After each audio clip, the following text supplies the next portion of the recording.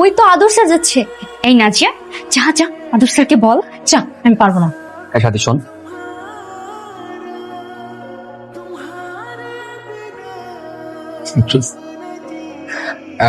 মিরাজ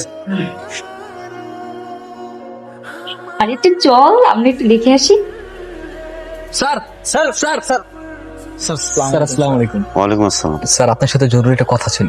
রাখো তোমার কথা, তার আগে বলো যে স্কুল ক্যাপ্টেন নির্বাচনের জন্য আরোহী থেকে তোমরা কেন 2 লক্ষ টাকা নিয়েছো? স্যার টাকাটা তো শান্ত চিকিৎসা করার জন্য নেওয়া হয়েছে। তখন আরোহী আমাদের একটা শর্ত দিয়েছিল, ও আমাদের 3 লাখ টাকা দিবে, কিন্তু ওকে স্কুল ক্যাপ্টেন হতে আমাদের সাপোর্ট করতে হবে।